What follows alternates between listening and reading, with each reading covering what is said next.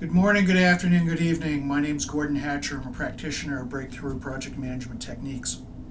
The technique I'd like to talk about this afternoon is try to have small failures. And it isn't so much that we want to try to have small failures. The idea here is that getting to a breakthrough is a tough thing. And there are many, usually in a breakthrough, you have to do a bunch of things for the first time. And every time you have one of those, it takes it's breaking new ground. And anytime you're breaking new ground, there is a risk that you'll have a failure. And if you have a failure, people tend to lose confidence. And they tend to lose confidence in proportionality with the size of the failure. So the trick here is, if you're working on a breakthrough, right, and you've stand in the future and work back to the present, try to break it into as many pieces as you can so that you have successes at every step. And let me explain this a little bit more depth using an example of a breakthrough. Going to the moon was clearly a breakthrough. It was a huge breakthrough. It was a breakthrough that people worked at over 25 years, 30 years. And in fact, they purposefully broke it into many, many different little pieces. And the consequence of that was, of course, that they never had a single huge failure that forced people or made people reconsider the objective of getting to the moon. So let me make that example here in a picture. So if we say, here's the Earth, right? Here's the moon.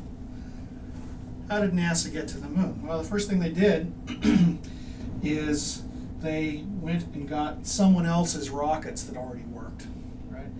And they got those rockets and they launched them themselves, and they got them to fly. And then after they got the rockets to fly, what did they do? They put mammals in those rockets and they flew the rockets. And then after they got a lot of time with like dogs and cats and that sort of stuff making that work, they decided to put a man in a rocket. They built a new rocket. And they did a suborbital flight. And when they got that done, right, they put a man in a rocket, they put another man in a rocket, and they flew around the world. First orbital flight. And then after that, they built a rocket with two people, and they went around the Earth with two people. And then they built a rocket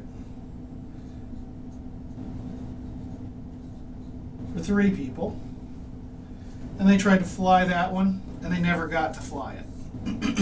They had a failure that was a fatal accident for three people. Because they had already gotten and had all these steps, they got to the point where it was easy for people to see that in fact they could succeed at this even though they had a failure. So what did they do? They built another rocket for three people, and they got around the world. And then what did they do after that? They launched a rocket and they went out around the moon. Right? Remember, the objective is getting to the moon. And once they did that, they launched another rocket, and they landed on the moon, and then they took off, and they came back to the Earth. So the key issue, or the key point here, is that if you cut your project into lots of pieces, each of which that test a portion of the breakthrough, chances are you won't have a failure that forces everyone to reconsider the whole concept of your breakthrough. So the objective here is, if you're going to have failures, and there are always failures in projects like this, try to have little failures. Thank you very much.